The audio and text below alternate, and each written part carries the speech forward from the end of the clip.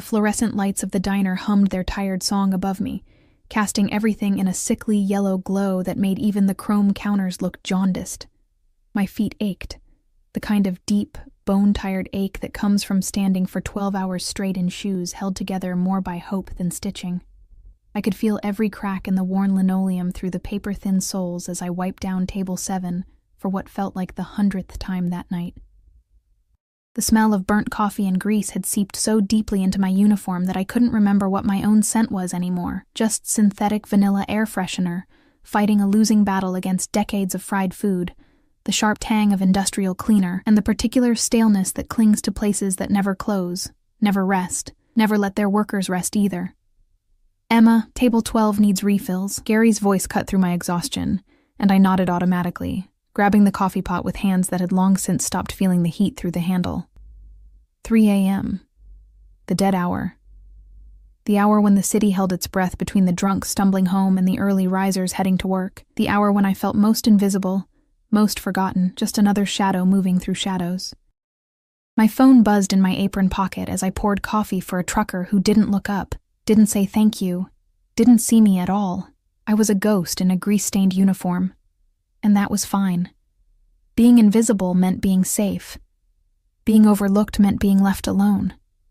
But invisibility didn't pay the bills. I pulled out my phone in the back room during my break, slumping against the wall beside boxes of paper napkins and industrial-sized ketchup containers. My daughter's face smiled up at me from my lock screen. Lily, 5 years old, gap-toothed and perfect, staying with my mother tonight like she did every night I worked the graveyard shift. The text from my ex, Marcus, glared up at me. "Can't make the child support this month. Got some debts to handle. You understand?" I didn't understand. I never understood how a man could create a life, and then treat that responsibility like an optional subscription he could cancel when inconvenient. But anger was a luxury I couldn't afford, and tears had stopped coming months ago. My finger hovered over his contact. I wanted to scream at him, to demand he be a father, to tell him that our daughter asked about him every single day. Instead, I found myself typing something else entirely, something I'd never had the courage to say to his face.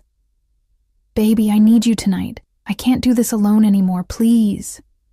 My thumb trembled over the send button. Pathetic. Desperate. Everything I'd sworn I'd never be again after he left. But exhaustion makes you stupid. Makes you reach for things you know will only hurt you more. I pressed send. The whoosh of the message leaving made my stomach drop immediately.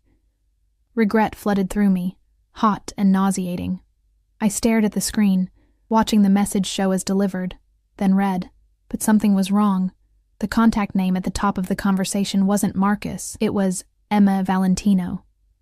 My blood turned to ice. Valentino. The customer from last week. The man in the expensive black suit who'd left a $100 tip on a $12 check, and whose business card I'd saved in my phone because you didn't throw away opportunities, even when they came from men whose eyes held secrets dark enough to drown in. No, no, no, no. The words tumbled out in a desperate whisper as my shaking fingers tried to unsend, to delete, to undo what I'd just done. But the message sat there, taunting me with its permanence. Read. Seen. Irreversible. 3 dots appeared at the bottom of the screen. He was typing. My heart hammered against my ribs so hard I thought they might crack. The back room suddenly felt smaller, the walls pressing in, the smell of grease and desperation suffocating. I couldn't breathe, couldn't think, could only stare at those 3 dots that pulsed like a countdown to disaster. The dots disappeared, then reappeared, then disappeared again. My hands were shaking so badly I nearly dropped the phone. What had I done? Men like Monsieur Valentino, men who wore suits that cost more than my yearly salary, who moved through the world like they owned it, who left tips that made my manager's eyes bulge. Those men didn't receive desperate, vulnerable texts from broke waitresses at 3 a.m. Those men didn't respond to weakness with kindness. The phone buzzed in my palm, and I almost screamed. Address. Just one word. A command, not a question. No punctuation, no warmth, just stark expectation typed in a way that suggested he was used to being obeyed without explanation. My fingers froze. Every instinct screamed at me to ignore it, to block the number, to pretend this never happened.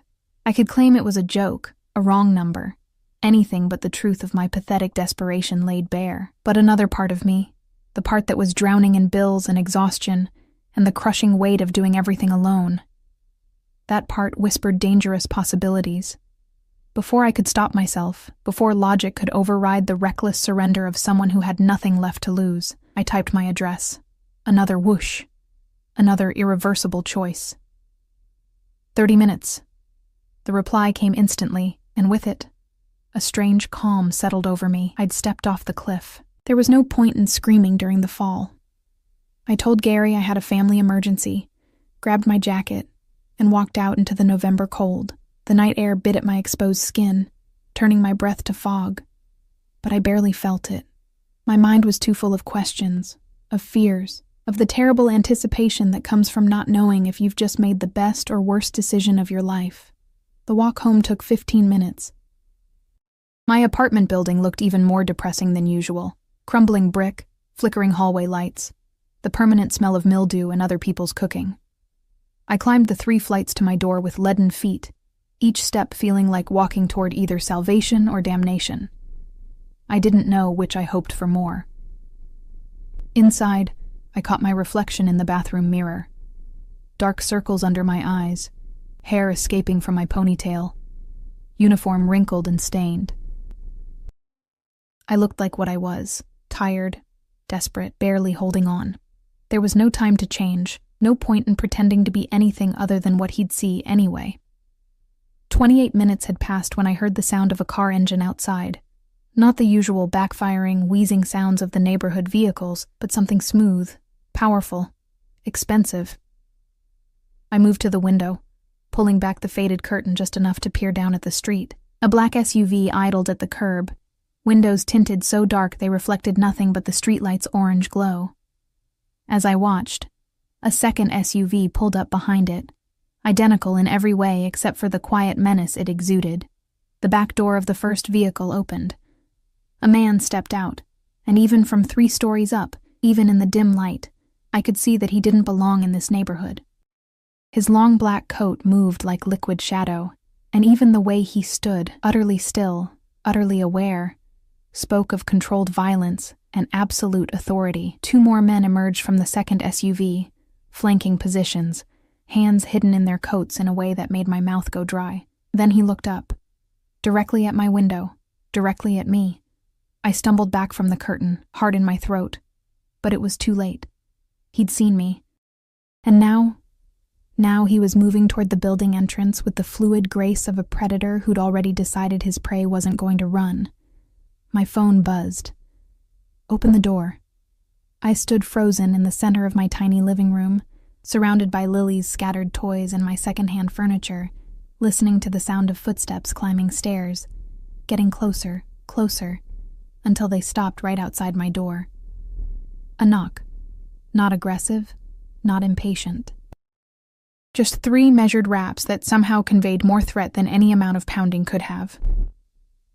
My hand reached for the doorknob before my brain could override it. Some part of me, maybe the part that had already surrendered, already fallen, needed to see what happened next. I opened the door. Monsieur Valentino stood in the hallway, and up close, he was devastating.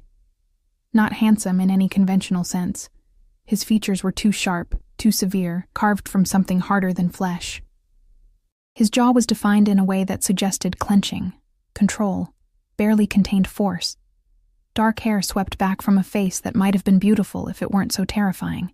But his eyes, God, his eyes, they were the color of smoke and steel, cold and assessing, taking in every detail of me, my apartment, my life in a single sweeping glance that felt like being X-rayed, stripped, seen in a way I'd never been seen before.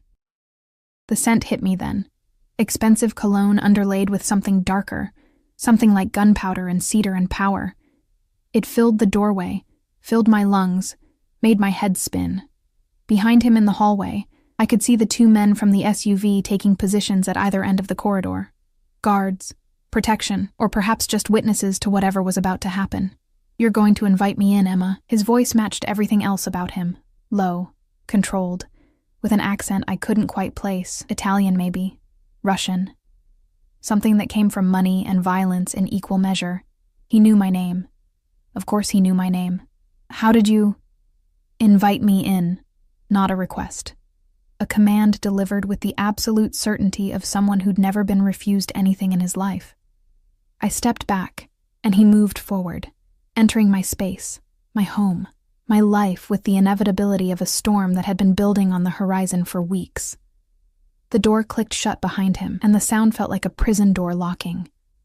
Or maybe it sounded like freedom. He didn't sit, didn't ask permission to look around. Just moved through my living room like he was cataloging everything, the water stain on the ceiling, the duct tape holding together the corner of the couch, Lily's pink backpack hanging on a hook by the door with a unicorn keychain dangling from it. His gaze lingered on that backpack for a moment too long, and something shifted in his expression. Not softening. Men like him didn't soften, but a recalibration, like he was adjusting some internal equation I didn't understand. You have a daughter. Not a question. Yes. My voice came out smaller than I intended, and I hated myself for it. I straightened my spine, forced myself to meet those steel-gray eyes. She's with my mother tonight. He nodded once, as if confirming something he already knew. Of course he already knew. Men who traveled with armed escorts didn't walk into situations blind. The text, he said, turning to face me fully. The space between us felt charged. Dangerous, like the air before lightning strikes. It wasn't meant for me. No. There was no point in lying. It was meant for my ex, Marcus. I stopped, swallowing hard against the humiliation rising in my throat. I made a mistake. You saved my contact as M. Valentino. He took a step closer, and I fought the urge to retreat. Why? You left me your card, last week at the diner. You said if I ever needed anything, I meant if you needed a job, Emma. A real job. Another step. He was close enough now that I could see the tiny scar above his left eyebrow, the shadow of stubble along his jaw. Not whatever desperation made you send that text to a man who clearly doesn't deserve it. The unexpected gentleness in his voice, or maybe not gentleness but something adjacent to it, made my eyes burn. I blinked rapidly, refusing to cry in front of this stranger who somehow felt like the most dangerous person I'd ever met. I know it was stupid, I whispered. I know I shouldn't have. Show me your phone. I blinked. What? Your phone. Show me the messages with him, with Marcus.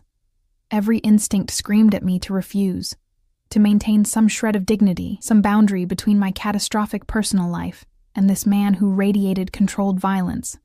But those eyes, they weren't cruel. They were calculating, yes, and cold. But beneath that ice was something that looked almost like fury. Not at me. For me. My hands shook as I pulled out my phone and opened the messages with Marcus. Months of ignored requests, broken promises, excuses that grew more elaborate and less convincing with each iteration. I handed it to Monsieur Valentino, watching his face as he scrolled through my humiliation, my desperation, my pathetic attempts to make a deadbeat father care about his own child. His jaw tightened with each message. The muscle there jumped, flexed, like he was physically restraining himself from something violent. He owes you money. Still not a question. Child support. But it's fine. I can... How much? It doesn't matter. How much, Emma? His voice dropped lower, took on an edge that made my stomach flip. Command and promise wrapped together in 3 words. $4,200. But really, I shouldn't have... He pulled out his own phone, typed something with quick, efficient movements, then pocketed it again. Less than 30 seconds. Whatever he'd just done, it was already in motion. You'll have it by morning. I stared at him. I can't accept... You're not accepting anything. He's paying what he owes you. Monsieur Valentino handed my phone back, his fingers brushing mine for just a moment. Even that brief contact sent electricity shooting up my arm. Plus interest for making you beg. How are you going to... I stopped, because suddenly I understood the way he moved, the guards outside, the absolute certainty in his voice when he made promises. Oh God, You're going to hurt him. I'm going to have a conversation with him about responsibility. He said it so calmly, like discussing the weather, about what happens to men who abandon their children and ignore their obligations. I should have been horrified, should have told him no, told him to leave, called the police. But instead, a dark satisfaction unfurled in my chest, warm and terrible and shamefully sweet. Why? The question escaped before I could stop it. Why do you care? You don't even know me. He was quiet for a long moment, studying me with those smoke-colored eyes that seemed to see everything I was trying to hide. Finally, he reached out slowly, giving me time to pull away, and tucked a strand of hair behind my ear. His fingers were warm against my temple, surprisingly gentle for hands that I suspected had done terrible things. My father walked out when I was 6, he said quietly. Left my mother with nothing, 3 kids, no money, no options. I watched her destroy herself, trying to keep us fed, keep us alive. His hand dropped, but his eyes held mine captive. I watched her become invisible, just like you're trying to be, and I swore that when I had power, when I had resources, I would never let another woman suffer that way if I could prevent it. The confession hung between us, raw and unexpected. This man, this dangerous, powerful man, had just shown me a wound I suspected he rarely acknowledged. "I'm sorry," I whispered, "about your mother." "Don't be sorry. Be smart." He stepped back, putting professional distance between us again. But something had changed. Some barrier had cracked. "The job offer is still open. I own several legitimate businesses. Restaurants, a hotel, a security company. You're clearly intelligent, hardworking. You deserve better than this." He gestured around my apartment, but there was no judgment in the movement, just stating facts. "What kind of work?" Suspicion crept into my voice despite myself. I won't do anything illegal." Something that might have been amusement flickered across his face. "I'm not asking you to. I need someone to manage the front office at my security company. Answer phones, schedule appointments, handle basic bookkeeping. Standard office work. $25 an hour.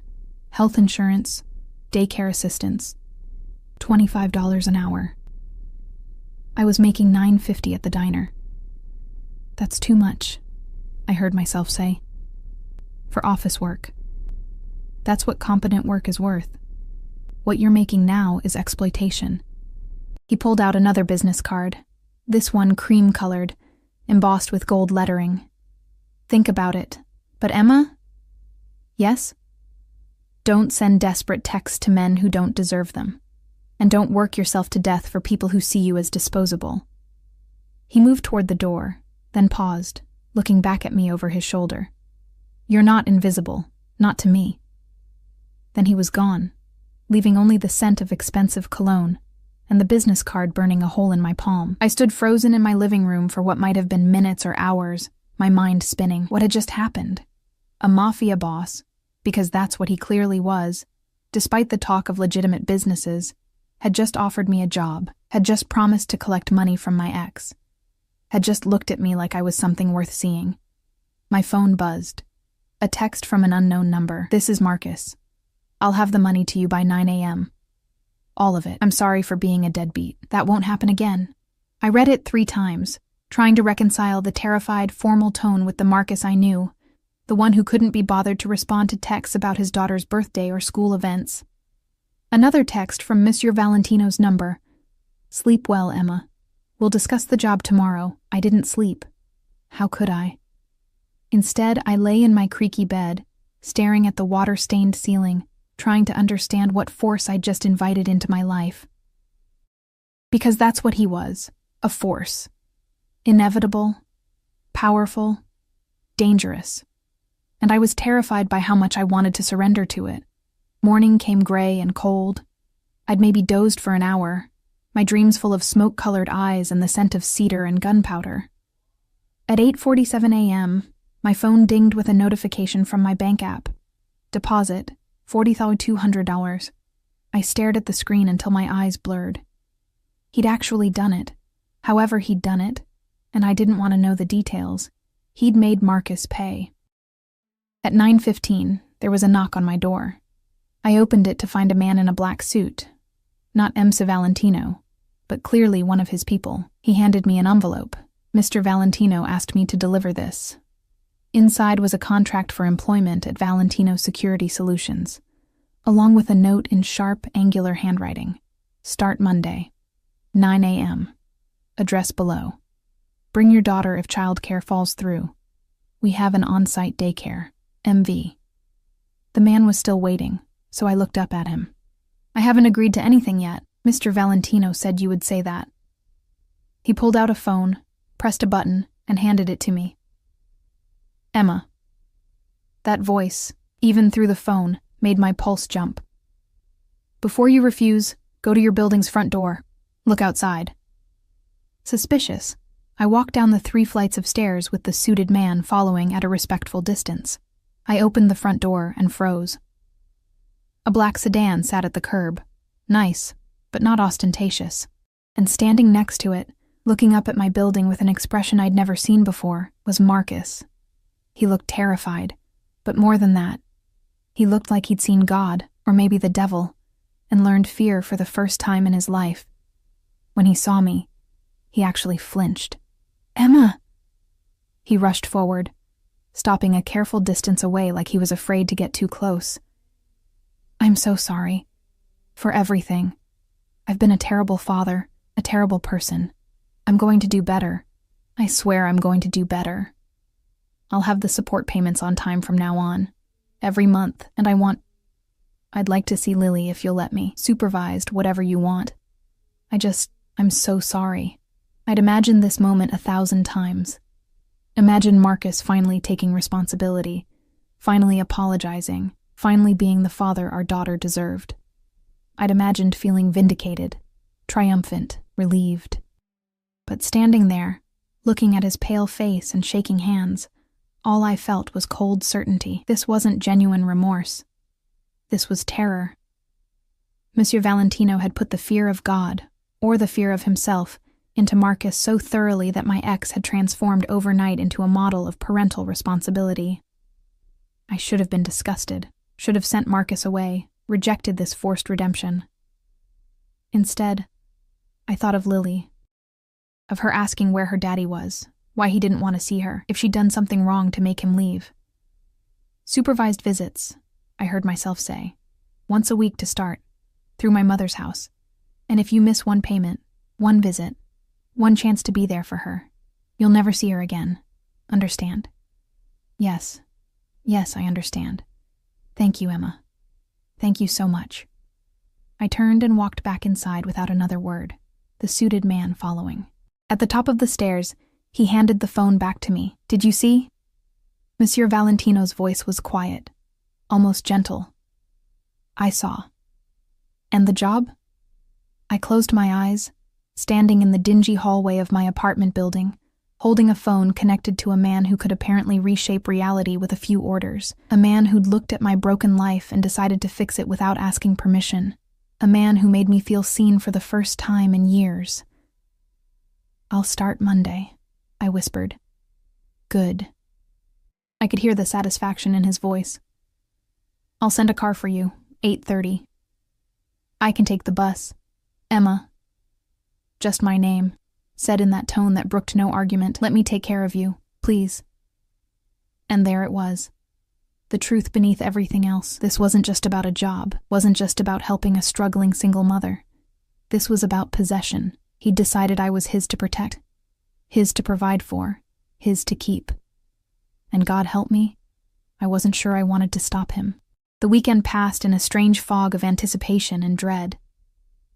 I told my mother about the new job, carefully editing out any details about how I'd obtained it, and watched her face light up with relief she tried to hide. Lily was ecstatic about the new office with the daycare, even though I hadn't committed to using it yet. But Saturday night, alone in my bed after tucking Lily in, I let myself Google M. Valentino. I shouldn't have. Ignorance might have been safer, might have let me pretend this was just a generous businessman with a soft spot for struggling mothers, but I needed to know what I was walking into. The search results painted a picture that made my blood run cold and hot simultaneously. Matteo Valentino, 34 years old, owner of multiple legitimate businesses across the city. But beneath the carefully curated public image, there were whispers, rumors, carefully worded news articles about alleged organized crime connections, and under investigation, and no charges filed. There were photos, too. Him in expensive suits at charity galas, always with a beautiful woman on his arm who looked temporary, disposable. Him leaving courthouses with lawyers flanking him like guard dogs. Him at a restaurant opening, cutting a ribbon while men in dark suits watched the crowd with predatory awareness. In every photo, his eyes held that same cold calculation I'd seen in my apartment. The eyes of a man who'd built an empire on violence and fear, even if the tax return said otherwise. I should have been terrified. I was terrified, but I was also exhilarated in a way that made me hate myself a little. Monday morning arrived too quickly. At 8:25, I stood at my apartment window in my best outfit. A simple gray dress that I'd bought at a thrift store 2 years ago, cleaned and pressed until it looked almost professional. My hair was pulled back in a neat bun. Minimal makeup because I didn't own much and never learned how to apply it properly. I looked like exactly what I was. A woman trying desperately to appear like she belonged in a world she'd never been invited into. The black sedan pulled up at exactly 8:30.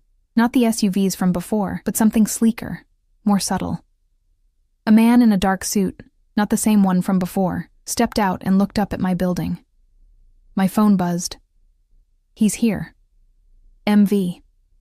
I kissed Lily goodbye, reminded my mother about pickup times from kindergarten, and walked down those 3 flights for what felt like the last time as the person I used to be. The driver opened the back door without a word. The interior was leather and new car smell and a level of luxury I'd only seen in movies. I slid in, feeling like an imposter. My thrift store dress suddenly shabby against such opulence. We drove through the city in silence, leaving my crumbling neighborhood behind, passing through commercial districts until we reached an area I recognized from window shopping on my rare days off. The business district, where buildings were glass and steel and ambition. The car pulled up to a modern office building, all sharp angles and tinted windows. Valentino's Security Solutions was etched in brushed metal letters near the entrance. The driver opened my door, 10th floor. Mr. Valentino is expecting you. The elevator was mirrored on all sides, forcing me to confront my reflection from every angle.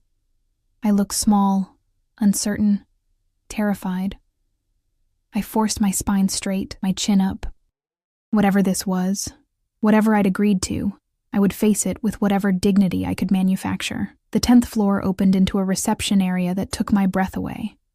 Modern furniture in black and cream, artwork that looked original and expensive, floor-to-ceiling windows overlooking the city. And behind a curved desk that probably cost more than my yearly rent, sat a woman in her 50s with perfect posture and sharp eyes. Emma Reeves. She smiled, but it didn't reach her eyes. Assessment, calculation. I'm Patricia. I'll be training you for the next 2 weeks. Mr. Valentino is in a meeting but asked that you wait in his office. His office. Of course.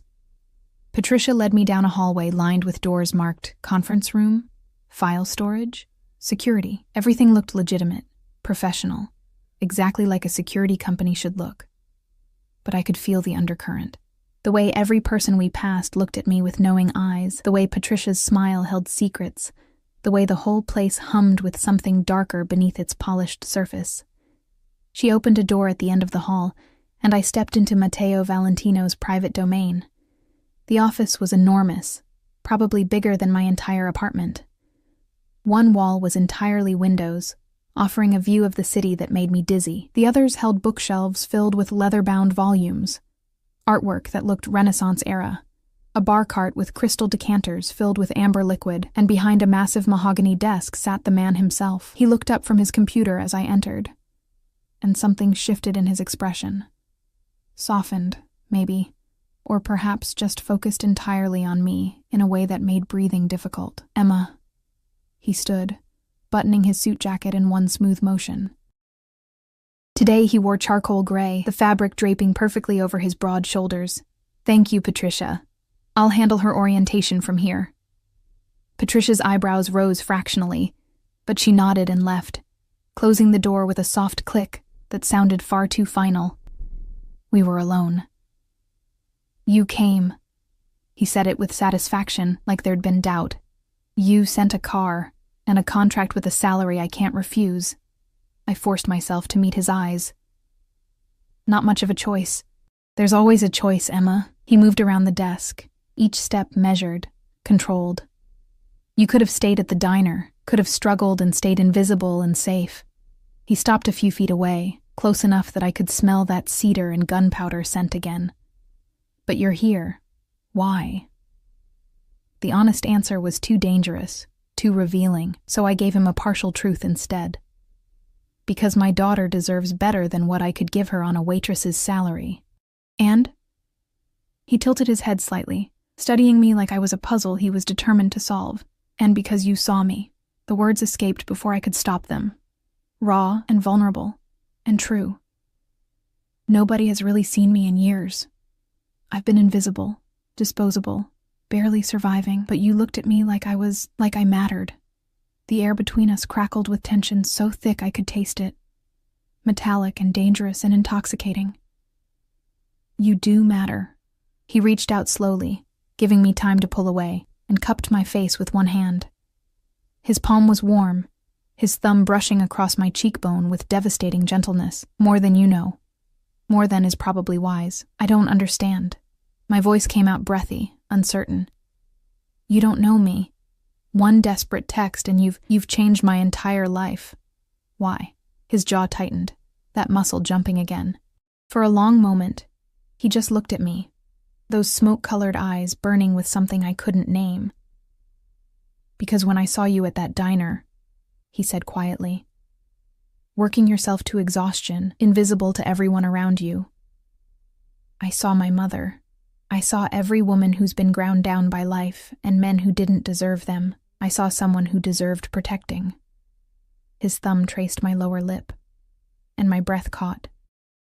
And then you sent that text, so desperate and vulnerable and honest, and I knew I couldn't let you drown. I wouldn't. So this is charity? I tried to sound offended, but it came out weak. No, Emma, this is far more selfish than that. He leaned closer, his breath warm against my face. This is possession. This is me deciding you're mine to protect, mine to provide for. Mine. I should have been terrified, should have run. Instead, I leaned into his touch like a starving thing finally being fed. I'm not a possession, I whispered, even as everything in me screamed to surrender. No, you're a person. A brilliant, strong, stubborn person who's been fighting alone for too long. His other hand came up to frame my face, holding me gently but firmly. Let me fight for you. Let me give you what you need. Let me... A knock at the door shattered the moment. Mateo stepped back smoothly, his expression shifting instantly to cool professionalism, though his eyes still burned. Come in. A man entered, tall, broad-shouldered, with a scar running down his left cheek. He glanced at me briefly, then focused on Mateo. We have a situation. The shipment. I'll handle it. Mateo's voice was cold now, businesslike. The gentleness from moments ago had vanished like it never existed. Give me 10 minutes. The man nodded and left. Mateo turned back to me, and I saw the walls coming up, the professional distance reasserting itself. Patricia will handle your training today. Learn the systems, the procedures. I'll check on you this afternoon. What kind of situation? The question escaped before I could stop it. What shipment? His expression darkened. The kind you don't ask about if you want to keep working here. Understand? It should have sounded like a threat. Instead, it sounded like protection. Him trying to keep me separate from the darkness he operated in. I understand. Good. He moved toward the door, then paused. Emma, don't go outside without security. Don't take public transportation home. The driver will be available whenever you need him. Why? What's happening? Nothing you need to worry about. Just trust me. Please. Then he was gone, leaving me alone in his enormous office, surrounded by luxury and books and artwork, feeling more confused and terrified and alive than I had in years. The rest of the day passed in a blur of training. Patricia was efficient, professional, and clearly had her own theories about why the boss had personally hired me. The work itself was straightforward: answering phones, scheduling appointments, managing files. Legitimate business for a security company that also provided private consultations and asset protection services. I didn't ask what those euphemisms meant. I didn't want to know. But I noticed things. The way everyone deferred to Matteo when he passed through the office, not with employee respect, but with something closer to fear. The way conversations stopped when I entered rooms. The way security cameras covered every angle, every entrance, every blind spot. This wasn't just a security company. It was a fortress, and I was now inside its walls. At 4:30, Patricia informed me I was done for the day. "Your driver is waiting downstairs. Same time tomorrow." I gathered my purse, my sad, worn purse that looked ridiculous in these surroundings, and headed for the elevator. But before I reached it, a hand caught my elbow. Matteo. He'd appeared from nowhere, silent as smoke. "How was your first day?" He guided me into the elevator, pressing the button for the parking garage rather than the lobby. "Overwhelming, but good." I glanced at him sideways. "Patricia thinks you're sleeping with me." "Patricia thinks I sleep with everyone." He said it without concern. "Let her think what she wants. Your performance will prove otherwise." The elevator descended into the underground garage, fluorescent lights flickering overhead.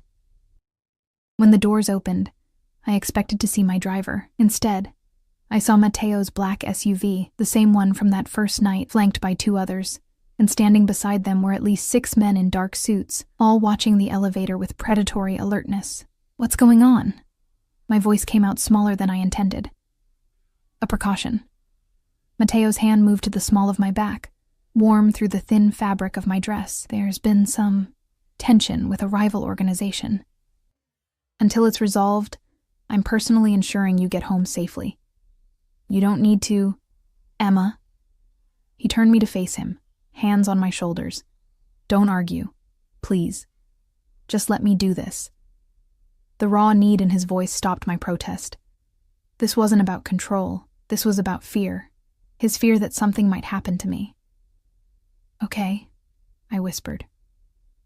Relief flooded his face. He guided me to the SUV, his hand never leaving my back, his body positioned between me and... What? Threats I couldn't see? Dangers I didn't understand? The drive back to my neighborhood was silent except for the quiet hum of the engine. But I could feel Matteo's tension, the way his eyes constantly scanned the streets, the way his phone buzzed repeatedly with messages he ignored. When we pulled up to my building, he got out first, scanning the area before opening my door. All 6 security personnel had followed us, creating a perimeter that felt both protective and terrifying. "I'll walk you up," Matteo said. Not a request. We climbed the 3 flights in silence, his presence behind me solid and warm and overwhelming. At my door, I fumbled with my keys, hyper-aware of him watching me, of the guards stationed at the stairwell exits, of how drastically my world had changed in 72 hours. I got the door open and turned to say goodbye, but Matteo pushed past me into the apartment, checking rooms with quick efficiency: living room, kitchen, bathroom, bedroom, making sure I was safe, that no one was hiding in shadows. Only then did he relax fractionally. "Tomorrow you're moving," he said. I blinked. "Excuse me?" "Here isn't safe. I'm moving you and your daughter to a secure location. You can't just..." "I can. I will. I won't risk you." His eyes were fierce, desperate. "I won't lose you before I even have you." And there it was. The truth laid bare. This wasn't protection. This was obsession. And I was falling into it like quicksand, terrifying and inevitable and impossible to escape. "Matteo," I whispered. "What have I gotten myself into?" He stepped closer, cupping my face with both hands, forcing me to meet his eyes. "Me, Emma, you've gotten yourself into me, and I don't let go of what's mine." Then he kissed me. The kiss wasn't gentle. It was possession and desperation and hunger all rolled into one devastating moment. His lips claimed mine with an intensity that stole my breath, his hands sliding from my face into my hair, tilting my head back to deepen the kiss. I gasped against his mouth, and he took the opportunity to taste me more thoroughly, his tongue sliding against mine in a way that made my knees weak. I should have pushed him away, should have maintained boundaries, kept this professional, protected myself from the inevitable heartbreak of wanting a man who lived in violence and danger. Instead, I grabbed his suit jacket and pulled him closer. He groaned against my mouth, the sound raw and unguarded, and suddenly I was pressed against the door with his body pinning me there. I could feel every hard plane of him, the controlled strength in his frame, the barely restrained need that matched my own. His phone buzzed insistently in his pocket, vibrating against my hip. He ignored it, his kisses moving from my mouth to my jaw, down to my neck where he found the pulse point that made me whimper. "Matteo," I gasped. "Your phone?" "I don't care." His teeth grazed my throat, sending electricity shooting down my spine. "Let the world burn. Right now, there's only you." The phone kept buzzing, urgent, insistent, impossible to ignore. He pulled back with a vicious Italian curse, his breathing ragged, his eyes dark with frustrated desire. He yanked the phone from his pocket and answered with barely controlled fury. "What?" I couldn't hear the other side, but I watched his expression shift from desire to cold calculation in seconds. Whatever was being said, it was serious. "I'll be there in 20 minutes. He ended the call and looked at me with regret so profound it hurt. "I have to go." "But Emma..." "I know. Business." I tried to sound understanding, but disappointment flooded through me. "No, not just business." He cupped my face again, forcing me to look at him. "A problem I need to handle so you stay safe.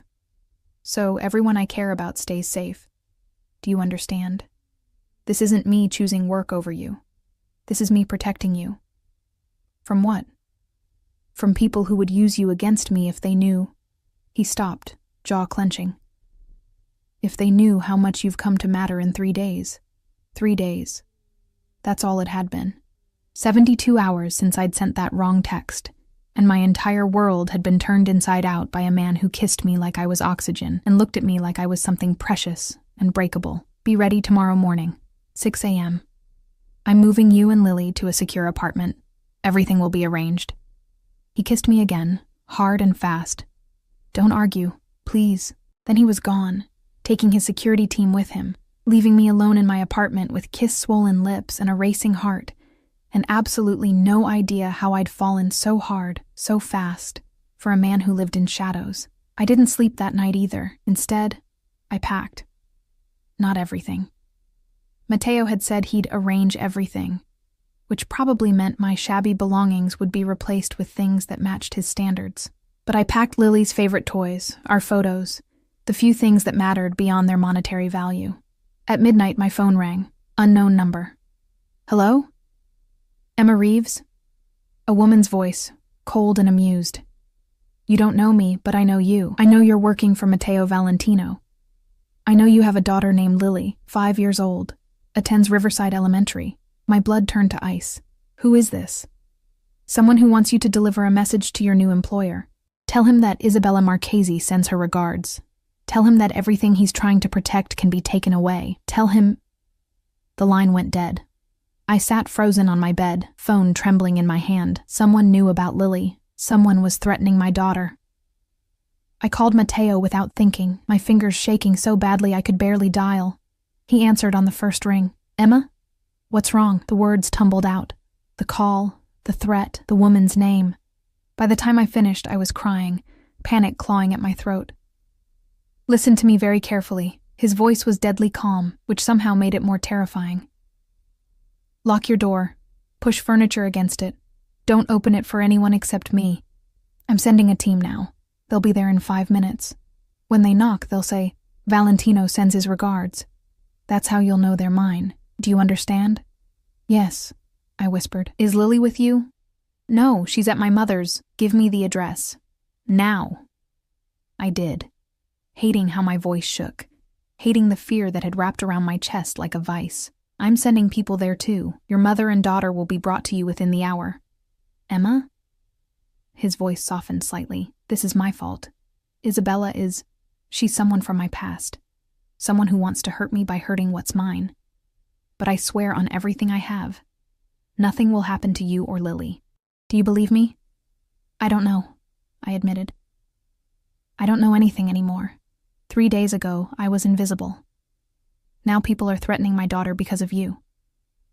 Silence, heavy and weighted with guilt. I know, he finally said. I know, and I'm sorry. But Emma, it's too late to go back. Isabella knows about you now. The only way to keep you safe is to keep you close, to protect you properly. Will you trust me? Please? What choice did I have? I'd stepped into his world, and now my daughter was in danger because of it. Okay, I whispered. Good girl. My men are outside your building now. Let them in. I heard the knock. 3 measured raps, just like that first night. Valentino sends his regards. I opened the door to find 4 men in tactical gear, armed with very visible weapons. They swept through my apartment with military efficiency, checking every corner, every window, every possible entry point. Clear, the lead one said into his radio, then to me. Ma'am, we'll be stationed outside your door and at the building exits until Mr. Valentino arrives. Your mother and daughter are being picked up now. They're safe. I nodded, numb with shock and fear. True to his word, within an hour there was another knock. I looked through the peephole to see my mother holding Lily, both of them flanked by more men in dark suits. I threw open the door and pulled them inside, crushing Lily against me. Mommy! She squealed, delighted by the late-night adventure. We got to ride in a fancy car with nice men, and they said we're going to a new house. My mother's eyes were wide with fear and confusion. Emma, what is happening? Who are these people? They said you were in danger. I'll explain everything, I promised, though I barely understood it myself. I need you to trust me. We're safe now. Another knock. My heart jumped into my throat. It's me. Matteo's voice came through the door. I opened it to find him standing there in the same suit from earlier. But now it was rumpled, his tie loosened, a smear of something dark on his cuff that I desperately hoped wasn't blood. His eyes were wild, searching, and when they landed on me, they filled with such relief I felt it in my bones. He stepped inside, his gaze sweeping over me, checking for injuries. Then he knelt down to Lily's level, his expression softening in a way I'd never seen. Hello, Principessa, he said gently. I'm Matteo. I'm a friend of your mommy's. Lily studied him with 5-year-old directness. You're very tall, and you have sad eyes. Something cracked in his expression. Surprise, maybe, or recognition. I do have sad eyes sometimes. You're very observant. Mommy says I notice everything. She tilted her head. Are you the one keeping us safe from the bad people? Yes, sweetheart, I am. And I promise nothing bad will happen to you. Ever. The conviction in his voice, the fierce protectiveness, it should have terrified me. Instead, it made something deep in my chest ache. My mother was watching this interaction with wide eyes, clearly piecing together far too much. Emma, we need to talk. Privately, Matteo stood nodding. I'll stay with Lily. Emma, talk to your mother. But we leave in 20 minutes. Everything is ready. I led my mother into the bedroom, closing the door. Is he who I think he is? She hissed. Emma, please tell me you haven't gotten involved with Matteo Valentino.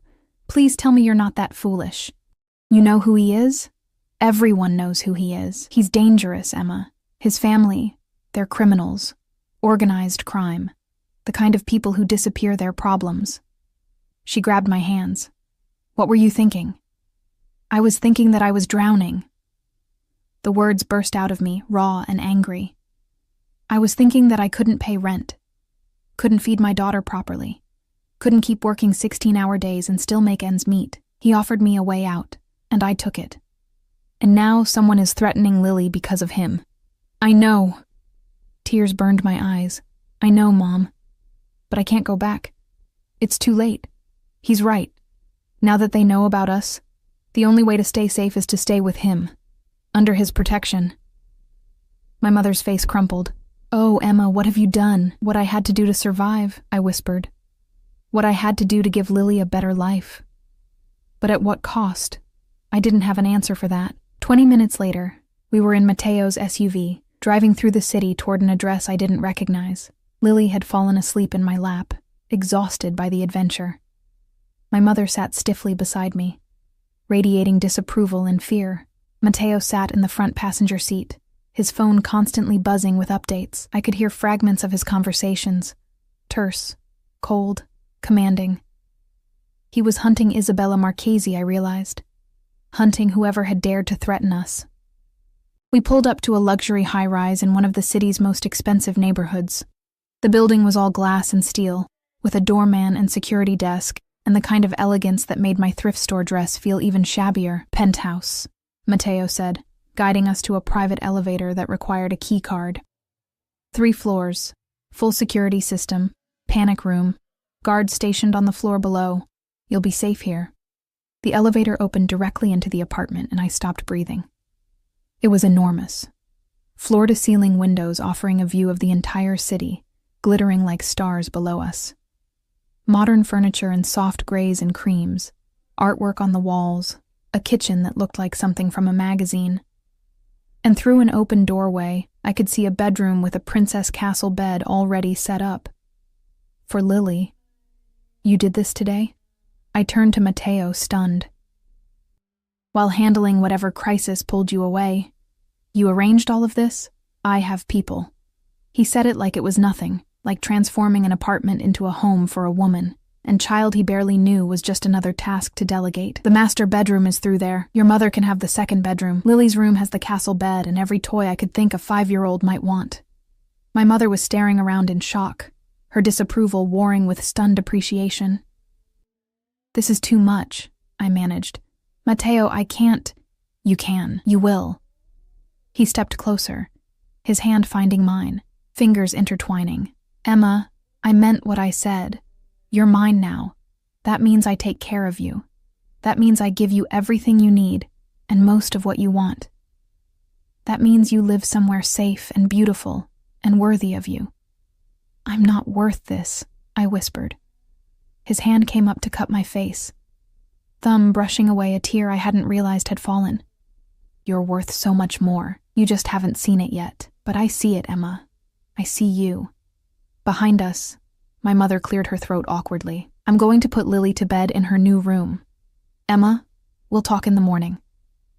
She disappeared down the hallway, carrying my sleeping daughter, leaving me alone with Mateo in this impossible apartment that felt like a dream or a trap. I couldn't decide which. "I need to go," he said quietly. "Isabella is still out there, and I need to handle this personally. But I'll have guards here at all times. Don't leave the apartment without security. Don't open the door unless you're expecting someone specifically. And Emma?" "Yes?" "I'm sorry. I'm sorry I brought danger to your life. I'm sorry I pulled you into my world without warning you what that meant. But I'm not sorry I found you. I'm not sorry I want you, and I won't apologize for doing everything in my power to keep you safe." He kissed me then, softer than before, tinged with regret and promise and barely restrained need. When he pulled away, his eyes were dark with emotions I couldn't name.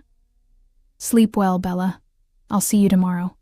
Then he was gone, leaving me in a penthouse apartment that cost more than I'd earn in a lifetime, surrounded by luxury I'd never imagined, trapped in a gilded cage by a man who terrified and captivated me in equal measure. I walked to the windows and looked out at the city below, glittering and beautiful and full of shadows, where men like Mateo operated. And I wondered if I'd been saved or captured, or if, maybe, they were the same thing. I didn't see Mateo for 3 days. 3 days of living in luxury that felt increasingly like a prison, no matter how beautiful the bars. 3 days of guards stationed outside our door, in the lobby, probably on the roof for all I knew. 3 days of my mother's worried glances, and Lily's innocent questions about when Mr. Mateo with the sad eyes would visit again. 3 days of wondering if I'd made a terrible mistake. Patricia called on the second day to tell me to take the week off, that Mr. Valentino had situations to handle and wanted me to settle into the new apartment. Her tone suggested she knew exactly what kind of situations, and that I should be grateful to be kept separate from them. I was grateful, and terrified, and confused by how much I missed him. On the 4th morning, I woke to find my mother already up, coffee brewing, staring out the floor-to-ceiling windows with an expression I couldn't read. "You love him," she said without turning around. "I barely know him." "That's not what I asked." She turned to face me, her eyes sad and knowing. "Emma, I see how you look at your phone every time it buzzes, hoping it's him. I see how you watch the door. I see you falling. And I'm terrified because men like him, they destroy everything they touch, even when they're trying to protect it. He saved us," I said quietly. "He gave us safety, security, a home. He made Marcus finally take responsibility. He put you in danger in the first place by claiming you as his." My mother's voice wasn't angry, just resigned. "That woman who called, who threatened Lily, she did it because you matter to him, because he made you a target by wanting you." The truth of it sat heavy in my chest. But so did another truth, one I'd been avoiding. "I know," I whispered, "but Mom, I was drowning before him, working myself to death, invisible, barely surviving. He makes me feel seen. He makes me feel like I matter, like I'm worth protecting. Is that so wrong?" "No, baby. It's not wrong. It's just dangerous." She crossed to me, pulling me into a hug. "Just promise me you'll be careful. Promise me you won't lose yourself in him." I couldn't make that promise. I suspected I'd already started losing myself the moment I opened my door to him that first night. Late that afternoon, while Lily napped and my mother read in her room, the penthouse elevator chimed. My heart leaped into my throat. The guards would have announced to anyone coming up. Unless... The doors opened, and Matteo stepped out. He looked like he hadn't slept in days. His suit was immaculate, but his eyes were shadowed, his jaw dark with stubble, his expression carved from exhaustion and something darker. When he saw me, everything in him seemed to collapse inward with relief. "Emma." Just my name, spoken like a prayer. "You look terrible," I said, which wasn't what I'd meant to say at all. I'd meant to demand answers, to ask about Isabella, to maintain some dignity and distance. Instead, I crossed to him, and he caught me in his arms, burying his face in my hair, breathing me in like I was oxygen, and he'd been drowning. "I'm sorry," he murmured against my temple. "I'm sorry I disappeared. I had to handle things. Had to make sure." He pulled back to look at me, his hands framing my face. "Isabella is gone. She won't be a threat anymore. You're safe now. Lily is safe." I didn't ask what gone meant. I didn't want to know the specifics of what he'd done to protect us. 3 days, I whispered. 3 days without a word. I know. I couldn't risk contacting you, couldn't risk anyone tracing communication back to you while I was handling things. But Emma, every second, you were all I thought about. Getting back to you. Making sure you were safe. Making sure... He stopped, his jaw clenching. "Making sure I didn't lose you before I even had you." "You don't have me," I said. But it came out weak, unconvincing. "Don't I?" His thumb traced my lower lip, his eyes dark with need and exhaustion and barely restrained hunger. "Then why does it feel like you're the only thing keeping me human? Like without you, I disappear completely into the darkness I operate in?" "Matteo, I love you." The words burst out of him, raw and desperate. "I know it's too soon. I know it's insane. I know I have no right, but I love you, Emma. I loved you from the moment you opened your door to me looking terrified and brave and so fucking beautiful I couldn't breathe. I love how you see me, really see me. Not the power or the money or the fear, but the man underneath who's just as lost and desperate as you were." Tears burned my eyes. "You can't love me. You don't even know me. I know you work yourself to exhaustion for your daughter. I know you'd rather starve than ask for help. I know you sent a desperate text to the wrong person, and instead of being humiliated, you faced me with dignity and strength. I know you're terrified of me, but you let me in anyway. I know you taste like hope and feel like home." His forehead pressed against mine. "Tell me I'm wrong. Tell me you don't feel this too." I couldn't. Because he wasn't wrong. In 4 days, this man had become gravity. The force that kept me grounded, and the thing that might destroy me if I got too close. "I feel it," I admitted, "and it terrifies me." "Good. Be terrified. Be smart. But Emma..." He kissed me softly, desperately. "Don't run. Please don't run from this. From us. Mr. Matteo. We broke apart to find Lily standing in the hallway, rubbing sleep from her eyes, her face lighting up when she saw him. You came back. Mommy said you were busy with important things, but I knew you'd come back. Matteo's expression transformed, all the cold, hard edges melting into something achingly gentle. He crouched down to her level. Of course I came back, Principessa. I made you a promise, didn't I? To keep you and your mommy safe. I always keep my promises. Can you stay for dinner? Grandma is making pasta, and Mommy says I can have 2 desserts because we're celebrating our new house. He glanced at me, question in his eyes. I should have said no. Should have maintained boundaries, kept him at arm's length until I understood what this was, what we were becoming. Instead, I nodded. Relief and joy flooded his face. Emotions I suspected he rarely let himself feel. I would love to stay for dinner. Dinner was surreal. Matteo Valentino, alleged crime boss, sitting at our table eating my mother's pasta, and listening to Lily's rambling stories about kindergarten with the patience of a saint. My mother watched him with wary assessment, clearly torn between maternal protectiveness and grudging appreciation for how gentle he was with Lily. And I watched him transform.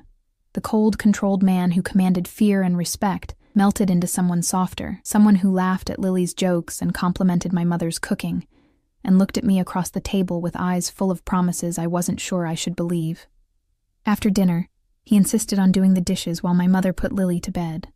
We stood side by side at the sink, this powerful, dangerous man with his sleeves rolled up, drying plates while I washed, in comfortable silence that felt more intimate than any kiss. Thank you, I said quietly. For dinner, for being gentle with her, for Emma. He set down the plate he was drying and turned to face me. You don't need to thank me for treating your daughter with kindness. She's incredible, brave and bright, and so much like you it hurts. She asked me yesterday if you were going to be her new daddy. The words escaped before I could stop them. Matteo went very still. What did you tell her? That you were my friend, that you were helping us, that... I stopped, swallowing hard. That I didn't know what you were to us yet. And now? He stepped closer, soap bubbles still clinging to my hands as he took them in his. Do you know now? I know that I'm falling for you, and it terrifies me. I know that you've turned my entire world upside down in less than a week. I know that you're dangerous and violent and everything I should run from. I looked up at him, letting him see everything I felt, and I know that I don't want to run. I want to fall, even if it destroys me. The kiss he gave me was different from the others.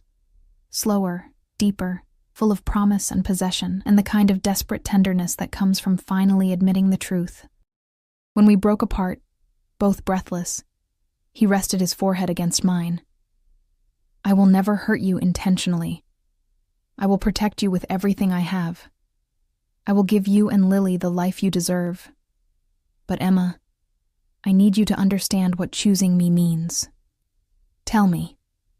It means you'll always have guards. It means there will always be danger lurking at the edges. It means you can never be truly invisible again, because being mine makes you visible to everyone. My allies, my enemies, everyone. It means accepting that the man you love operates in darkness, even as he tries to keep you in the light. And if I can accept that? I asked. If I choose you anyway? His arms came around me, pulling me close, his face buried in my hair. Then I spend the rest of my life proving you made the right choice. I spend every day earning the gift of your trust. I become the man Lily thinks I am when she looks at me with those innocent eyes. Someone worth believing in. You already are, I whispered. You just don't see it yet. 3 months later, I stood in the same penthouse, but everything had changed. My mother had moved into a safer apartment nearby, one Matteo had arranged and refused to let her pay for. Marcus saw Lily every Saturday under supervised visitation, terrified into being the father he should have been from the start. And I had transformed from an invisible waitress into someone who managed Matteo's legitimate businesses with efficiency that surprised even Patricia. But more than that, I'd become his. Not in the possessive, controlling way I'd feared, in the way that mattered, the way of partnership, of being seen and valued and loved with an intensity that still took my breath away. He'd been right about the danger. There had been 2 more incidents, attempts by rivals to use me as leverage. Both had been handled swiftly, violently, and I'd learned not to ask for details. I lived in a strange duality now, managing spreadsheets and appointments by day, while armed guards ensured my safety, loving a man who was gentle with my daughter, but ruthless with his enemies. The elevator chimed, and Lily ran to greet Matteo as he emerged, squealing when he scooped her up and spun her around. "Mommy, Mr. Matteo brought flowers again. He always brings flowers on Fridays." He set her down and crossed to me, pressing a kiss to my temple as he handed me a bouquet of white roses, my favorite, which he'd learned within the first week. "How was your day, Bella?" His hand settled on my waist, warm and possessive and home. "Busy. The restaurant's quarterly reports need your signature, and Patricia says the hotel needs new security protocols installed. Later." He pulled me closer, his eyes soft in that way that was only for me and Lily. "Right now, I want to have dinner with my girls and pretend the world doesn't exist beyond these walls." "You know it does exist," I reminded him gently. "You can't hide from it forever." "No. But I can steal moments of peace with the woman I love, and the child who's become mine in every way that matters." He kissed me softly. "Let me have this, Emma. Let me have you." And I did. Because somewhere between that desperate text and this moment, I'd learned something crucial. Love isn't about finding someone safe. It's about finding someone worth the risk. Someone who sees your darkness and doesn't run. Someone who protects your light even as they operate in shadows. Matteo Valentino was dangerous. He was violent. He was everything I should have feared. But he was also the man who'd seen me when I was invisible, who'd given me safety when I was drowning, who looked at my daughter like she was precious, and at me like I was his salvation. And maybe that's what we were to each other. Salvation and damnation wrapped together so tightly, they became the same thing. That night, after Lily was asleep and the city glittered below us like fallen stars, Matteo pulled me onto the balcony. The November air was cold, but his arms were warm around me, his chin resting on top of my head as we looked out at the world we'd built together. "Do you regret it?" he asked quietly. "That text? Everything that came after?" I thought about my tiny apartment, the graveyard shifts, the exhaustion and invisibility and desperation. I thought about the danger and the fear and the violence lurking at the edges of our beautiful life. Then I thought about Lily's laughter, my mother's relief, the way Matteo looked at me like I was his entire world, the way I'd learned to breathe again, to believe I deserved more, to understand that being seen, truly seen, was worth any risk. "No," I whispered, turning in his arms to look up at him. "I don't regret it. Not for a second." "Good." He kissed me slowly, thoroughly, with the kind of possessive tenderness that made my knees weak. "Because you're mine now, Emma Reeves. For as long as you'll have me, for as long as I'm breathing, longer if I can manage it. That's a very long time," I teased, even as tears pricked my eyes. "Not nearly long enough." His hand came up to cup my face, thumb brushing away a tear that had escaped. "I love you. I will always love you. You and Lily. You're my family now, my home, the light in all my darkness." "I love you too," I said, and meant it with every fiber of my being. "Even though you're terrifying and possessive and probably clinically obsessed with protecting me." "Definitely clinically obsessed." He grinned, rare and beautiful and devastating. "But you knew what you were getting into when you sent that text." "I sent it to the wrong person," I reminded him. "No, Bella." He pulled me closer, his lips brushing mine. "You sent it to exactly the right person. You just didn't know it yet." And as he kissed me under the stars, in a penthouse paid for by money I didn't ask about, surrounded by guards protecting us from threats I barely understood, I realized he was right. That desperate, vulnerable text had been meant for someone who didn't deserve it. Instead, it had found someone who did, someone who'd looked at my brokenness and decided to protect it, someone who'd seen my strength and decided to nurture it, someone who'd taken my desperation and transformed it into something beautiful and terrifying and real. I'd sent a text to the wrong person and found exactly who I needed. 6 months later, Lily stood in a flower girl dress, scattering rose petals down an aisle while my mother cried happy tears. And I walked toward a man who'd transformed from stranger to savior to soulmate, wearing a ring that caught the light and promised forever. "You look beautiful," Mateo whispered as I reached him, his eyes suspiciously bright. "You look happy," I whispered back. Like the sad eyes Lily noticed are finally smiling, because of you, because of her. Because you both taught me that love isn't weakness. It's the strongest thing I have. He took my hands, his grip warm and steady and sure. "Ready to officially become mine? I've been yours since the moment you walked through my door," I admitted.